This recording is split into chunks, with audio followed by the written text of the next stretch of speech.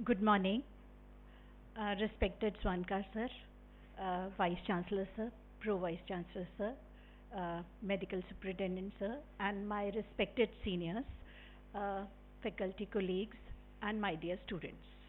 On behalf of Department of Dermatology, I welcome you all in this CCR. Uh, I joined Department of Dermatology, SMS Medical College as a PG student in 1987, leaving Gynae after doing 10 months house job. After 10 months, when I entered that department, I was the only female in that department. Probably that time girls were hesitant to join dermatology because we had to see lot of patients of leprosy and sexually transmitted infections. But with the advent of aesthetic dermatology and dermatosurgery, a lot of students they aspired for the dermatology, and especially girls. But now boys and girls they are equally aspirants for the dermatology. In our department, we have three professors, one associate professor, and three assistant professors with two senior residents, and most of us are female dominated. Then dermatology now has clinical dermatology as well as aesthetic dermatology. In clinical dermatology, we are running specialty clinics in sexually transmitted diseases, psoriasis, Hansen's disease, vesicobular disease, vitiligo and pigmentary diseases, connective tissue, and autoimmune diseases. In aesthetic dermatology, we are working on lasers for hair removal, pigment removal, and chemical peels we are doing regularly, dermal fillers, thread lift, and platelet rich plasma therapy. And we are also having dermatosurgery in our department. We are doing continuous research and publishing the papers. Last year we published 14 articles, and our students also uh, presented papers and posters last year, 16 in number.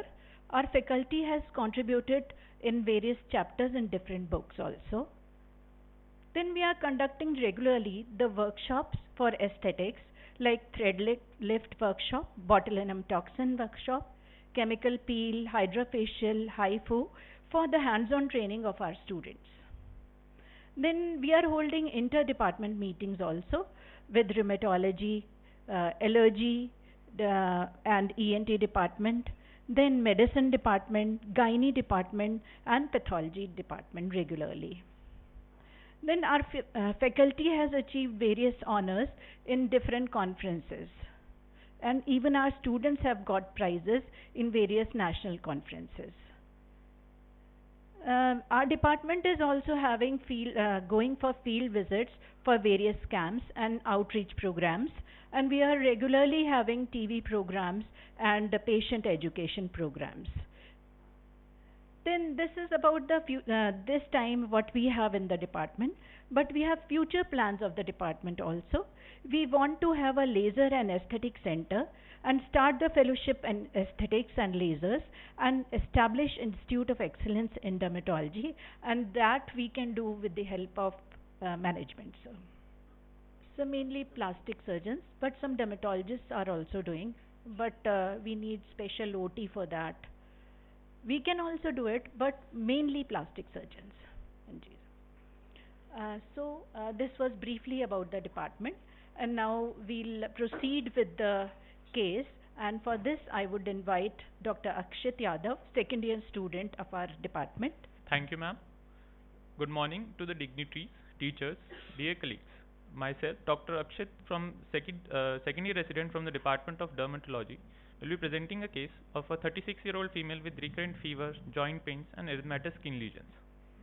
So, coming to the case presentation, a 36-year-old homemaker, resident of Churu, was referred from the Department of Rheumatology for evaluation of the skin lesions. She presented with fever, joint pain, and multiple red raised lesions over face and legs, which occurred for 2.5 years on and off.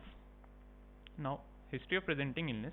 The patient was apparently alright 2.5 years back when she developed complaints of sudden onset of intermittent episodes of moderate to low grade fever, usually in the evening, on and off, since 2.5 years. Fever was not associated with chills or rigors. It lasted for 3 to 4 days and recurring every 3 to 4 months. Sometimes the fever resolved spontaneously or after taking medication. She also experienced acute onset symmetrical dull aching polyarthralgia involving bilateral wrist, knees and ankles. The joints were not swollen, not associated with morning stiffness and lasted for 5 to 6 days. The pain eased with rest and did not interfere with the daily activity. And she was completely normal without in between the episodes, and there was no deformity, and notably the joint pain coincided with the febrile episodes. Now, skin lesions. She also had a sudden onset of coin-sized red raised lesions over bilateral face and bilateral lower limbs. The lesions were painful but not pruritic and lasted for 10 to 15 days. They used to heal spontaneously with pigmentation but without any scarring, and they also evolved in crops in association with fever and joint pain.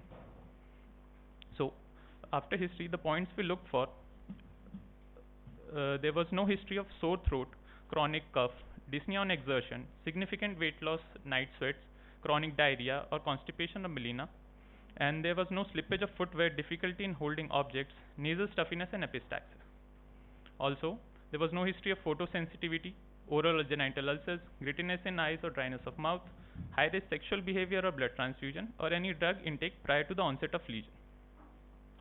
Now, continuing with the history, there was no relevant past or family history, and she was vegetarian, non-smoker, non-alcoholic, and bladder, bowel, and sleep habits were normal. Menstrual and obstetric history. The patient reported regular menstrual cycle with no associated complaints, and her last menstrual period was 12 days ago. Obstetric history revealed gravida 3, para 3, with all 3 children were term deliveries by normal vaginal route, and there was no history of abortion. And socioeconomically, she belonged to upper middle class. And in the treatment history, in the past 2.5 years, she visited various doctors, but was given only symptomatic treatment. And in the visit to our hospital, she was being treated as urticaria and given tablet prednisolone, for which she was taking for 3 to 4 days. So, now putting for question to the audience, given this clinical picture of recurrent episodes of fever, joint pain and painful erythematous lesion, what possibilities would you consider? Based on history, these were the possible causes.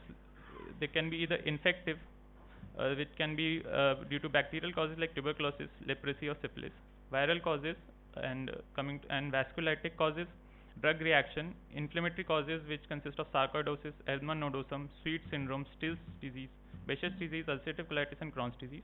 And in autoimmune causes, they can be Sjogren's syndrome or systemic lupus erythematosus. In malignancies, they can either be solid organ tumor or a hematolymphoid tumor. As involvement of majorly large joints, wrist, ankle and knees and ankles, and there was no deformity, sir, for 2.5 years. They have mentioned only Sjogren's syndrome and SLE, not mentioning rheumatoid arthritis. As the patient did not give any history of drug intake prior to the onset of lesion, drug reaction seemed unlikely. And also, ulcerative colitis and Crohn's disease were unlikely as there was no history of abdominal pain, recurrent diarrhea or constipation. After that, these possibilities were left and we proceeded to examine the patient. Coming to general physical examination, the patient was conscious, cooperative, well oriented.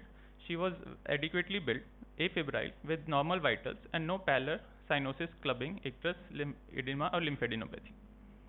And coming to systemic examination revealed normal findings. And now proceeding to the mucocutaneous examination, they were multiple well-defined erythematous nodules and plaques of size 3 mm to 5 cm present discretely and asymmetrically over face, lower extremities.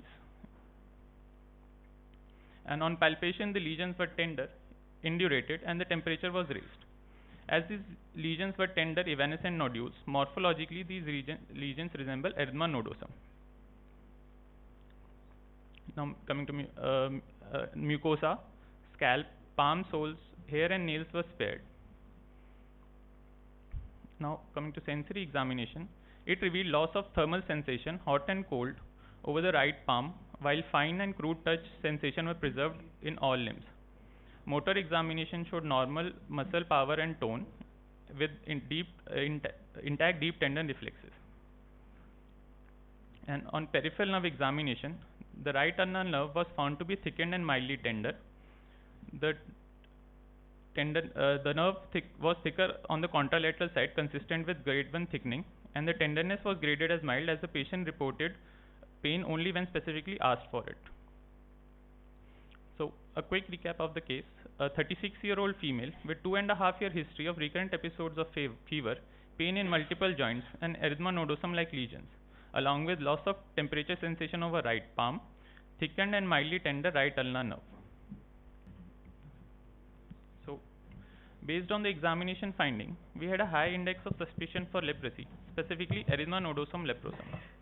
So, to confirm and rule out other possibilities, we wanted to investigate the patient further. So, coming to some bedside tests we did a slit skin smear. The smears were prepared from the earlobes and nodules, and the smear was stained with Xenalensin staining, and on examination there was no acid-fast bacilli seen. And pathology test was also done, which is done for neutrophilic dermatosis, and it was also negative. Sir, it is a test, sir, non-specific skin hyperreactivity test, sir. It is done for neutrophilic dermatosis. In this, sir, we do on the volar aspect of the forearm, we injure the patient. We inject the patient with normal saline at a 35-degree angle intradermally on with 18-gauge needle, and we follow up the patient after 72 hours to see if there is any ulceration present or not.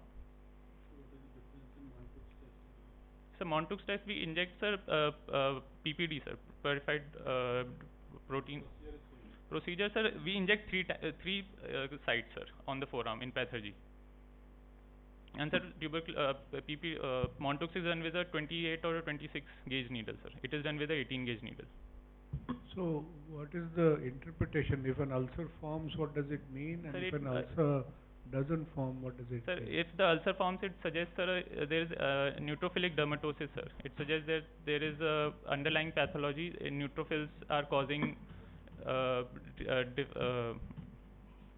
reaction in the skin, sir.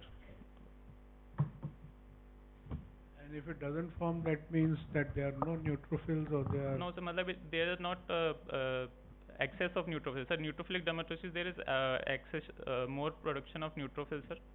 That's why it causes this disease, sir. So, injecting somebody's forearm with a 16-gauge needle, as you said. 18 gauge. 18 gauge. Yes. That must be an uncomfortable procedure. Yes. Just do a CBC and PBF and look at the neutrophils. Sir, it is a criteria, sir. For Behçet's disease, sir, it is in the criteria if pathology test is positive or not. If a peripheral nerve is palpable, the only possible diagnosis is leprosy? Nothing else? No, sir. We had a suspicion for leprosy, sir, because, sir, with the fever and no, that's fine. What else? Sir, in polyarthritis nodosa also, sir, there is neuropathy, sir. Now, coming to the investigations, routine investigations, CBC was grossly normal with raised ESR. Renal and liver function tests were within normal limits. Urine routine examination was unremarkable, and serology testing for HIV, HBsAg, anti-HCV were negative, and VDRL and TPHA were also negative. Montoux test was negative. Imaging studies including chest X-ray and ultrasound of the abdomen were normal. Urine autoimmune screening including ANA profile and rheumatoid factor were negative, and serum angiotensin converting enzyme levels were significantly elevated at 84 units per liter, and C3 C4 complements were within normal limits. So, after investigation, coming back to our possibilities, as there was no history of any chronic cough, with a negative MT Montoux test and normal chest X-ray, tuberculosis seemed unlikely. VDRL TPHA were also negative, making syphilitic cause unlikely. Viral markers were negative, making viral causes also unlikely. Now, among inflammatory conditions, Still's disease was also ruled out based on there was no lymphadenopathy, splenomegaly, and normal routine investigations Behçet's disease was also excluded on the history of no oral or genital ulcers, routine investigations, and a negative pathology test. Autoimmune conditions were unlikely as there was no history of photosensitivity, dryness of mouth, or grittiness in eyes, and a negative ANA profile. Malignancy, including both solid organ and hematolymphoid tumors, were considered unlikely based on history, normal investigations, and imaging findings. So after this, we were left with these possibilities, and to further work up, to aid in the definitive diagnosis, a 3 mm punch biopsy was performed from the erythematous lesion over left leg. The tissue sample was obtained under aseptic precaution and subsequently submitted for histopathological examination. Now, I would like to invite Dr. Rhea from the Department of Pathology to take the case further.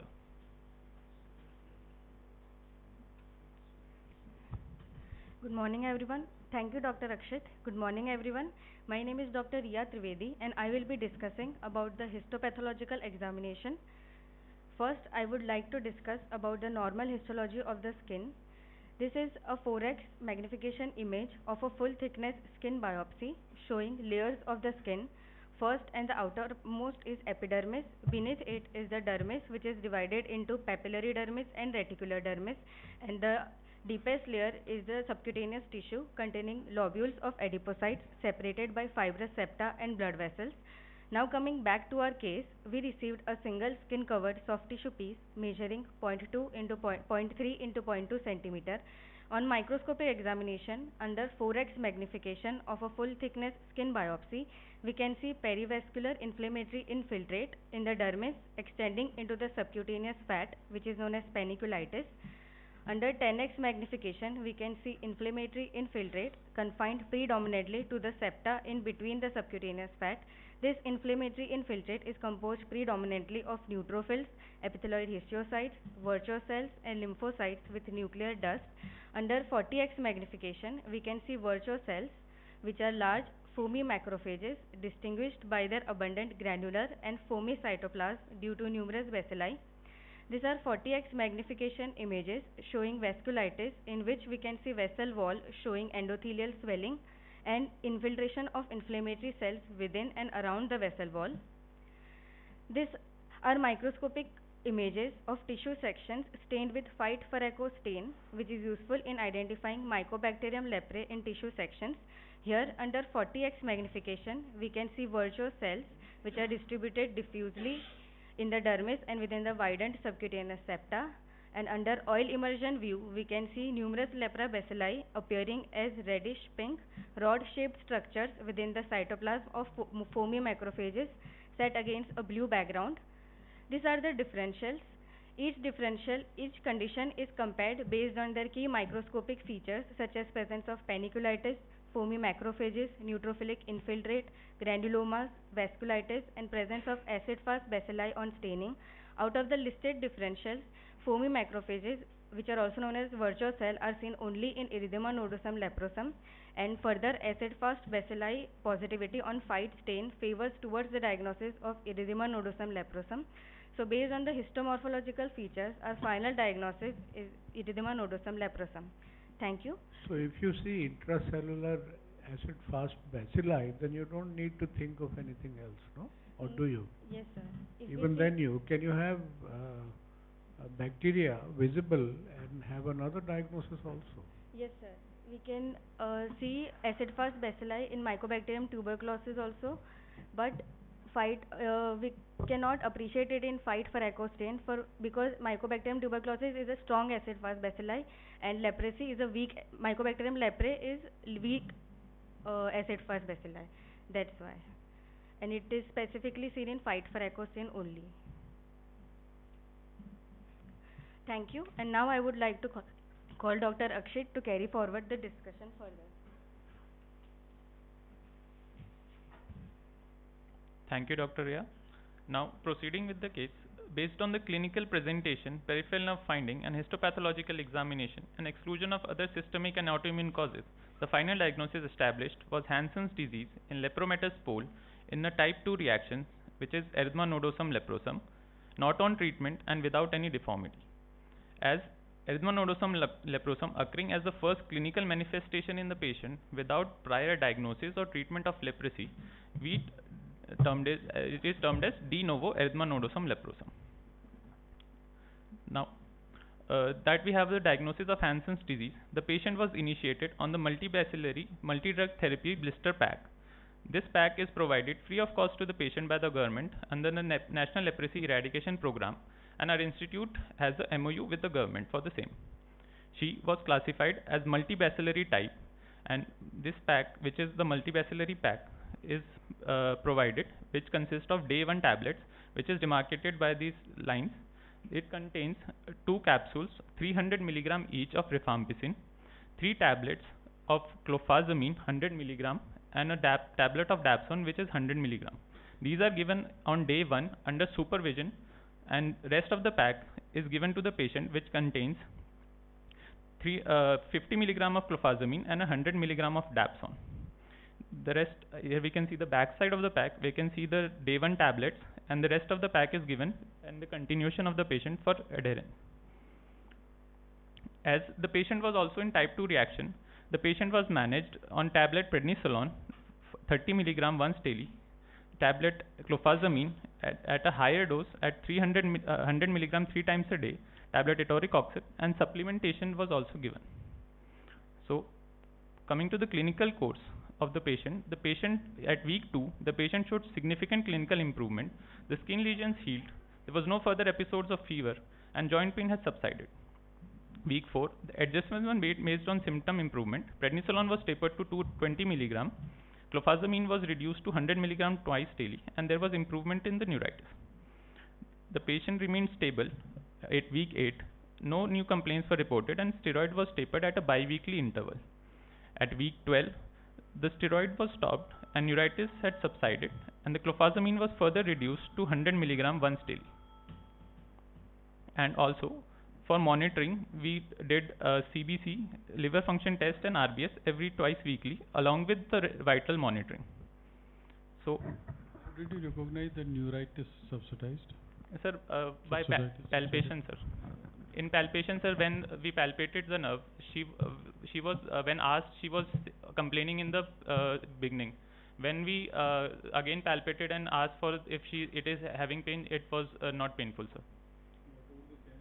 Sensation, it was lost, sir. It did not recover.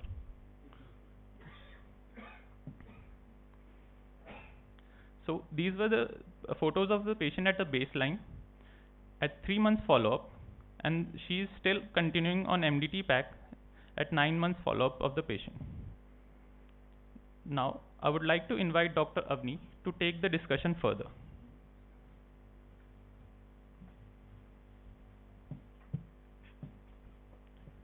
Thank you, Dr. Akshit. Good morning, everyone. I am Dr. Avani Verma, second year resident from Department of Dermatology, and today I will be talking about a series of 4 cases of Hansen's which came to our OPD in a short span of 6 months, and these cases had atypical presentations, and hence the title Unmasking the Mist. So our first case was a 38-year-old male who presented with the chief complaints of multiple non-healing ulcerated plaques over both extremities since last 6 months. He was being treated as a case of non-healing ulcer in periphery but got no relief. On examination, we noticed loss of temperature sensation in the affected areas and also enlarged greater auricular and right ulnar nerve, which pointed us to further investigate in the lines of Hansen's. We then took a skin biopsy from these lesions, and which came out to be consistent with Hansen's disease, Erythematous leprosy type. So we gave MDT-MB therapy, and here is a comparative picture of significant improvement after 4 months of therapy. Our second case is a case of a 26-year-old female who came in with widespread erythematous crusted plaques involving whole body since last 10 days. It was associated with fever and tenderness. It was being treated what was thought to be infected necrotic ulcers. However, a clinical examination revealed loss of fine touch and temperature sensations, a red flag which pointed for further evaluation. A skin biopsy was then again taken, and it confirmed to be the diagnosis of erythema nodosum necroticans, a lepra reaction, which is often mistaken for infectious or allergic conditions. The patient was given supportive care for lepra reaction and started on MDT-MB therapy. And these are the baseline pictures which showed improvement after 5 months of therapy. The third case is a case of a 61-year-old male who presented to us with multiple erythematous plaques over his face, trunk and lips for 10 days. He was being treated as urticaria given the short history, but on examination there were presence of infiltrating plaques on face, and there was also loss of sensations which came inconsistent with the diagnosis of Hansen's disease Erythematous leprosy type. Here is the before and after picture with significant clinical improvement. The case 4, our final case, was a 30-year-old male who came to us with a short history of 7 to 8 days with history of multiple erythematous plaques present on face and ear. He also had a recent history of fever for which he received treatment but temporarily improved, but the skin lesions recurred. This case was being managed as a case of insect bite hypersensitivity. We planned for a skin biopsy looking at the clinical presentation and revealed the diagnosis of erythema nodosum leprosum. Here is a 4 months post-treatment follow-up pictures showing good resolution where the plaques on face and infiltration in the ear had subsided. To support our case series, I'd like to highlight a few published case reports that shows how leprosy continues to be misdiagnosed, largely because it can mimic a wide range of other conditions like rheumatoid arthritis, cutaneous tuberculosis. And why do these cases matter? Hansen's disease is still prevalent, but slips under the radar. Because of its diverse presentations, it continues to be misdiagnosed. The consequences of missing it are significant. Nerve damage, deformity, disability and the associated stigma. Our aim through these series is simple: to emphasize on early diagnosis and treatment so that deformities can be prevented, and in this era of autoimmune diseases, leprosy can easily masquerade, so one must keep a high index of suspicion. Now, I would like to invite Dr. Priyanshi Tripathi to discuss the review of literature. Thank you, Dr. Avani. Good morning, everyone. After the intriguing case series of leprosy, let us now understand what leprosy is and its clinical spectrum. Leprosy, also known as Hansen's disease, is a chronic infectious disease caused by Mycobacterium leprae. It primarily affects the skin, peripheral nerve, mucosa of upper respiratory tract and eyes. It has a very long incubation period of around 2 to 20 years, and the major mode of transmission remains the droplet infection. Leprosy presents along a spectrum. So before we understand erythema nodosum leprosum, let us briefly understand its clinical spectrum and its 2 reaction patterns. The Ridley-Joplin classification of leprosy is based on strength of patient's immune response to Mycobacterium leprae. At one end lies the tuberculoid pole, in which patient mounts a strong immune response to Mycobacterium leprae. It has low bacterial load and the smears are usually negative, and it clinically presents as single to few well-defined hypopigmented anesthetic patches. While at the other end lies the lepromatous pole, in which body has a poor immunity to the bacilli. The bacillary loads are very high and the smears are strongly positive. It clinically presents as widespread symmetrical skin lesion and widespread infiltration. Facial involvement is also commonly seen, leading to the characteristic leonine facies. Reactions are acute inflammatory episodes that occur during the chronic course of the disease. Type 1 reaction, also known as the reversal reaction, occurs in the borderline forms. Signs: it clinically presents as inflammation in existing skin lesions, nerve pain and swelling. And the type 2 reaction occurs in the multibacillary forms, that is borderline lepromatous and lepromatous leprosy. It clinically presents as painful erythematous nodules, fever and with systemic complaints such as arthralgia or arthritis or orchitis. In lepromatous leprosy and type 2 reaction can also present with systemic involvement and various deformities. A 10-year retrospective study was also conducted in our department focusing on the clinical patterns and the associated deformities and deformities. The study showed that there is significant burden of underlying deformities that needs the that underlines the ongoing need of early detection, timely treatment, and disability prevention strategies in leprosy. Now, I would like to invite Dr. Shivangi from Department of Community Medicine to discuss further.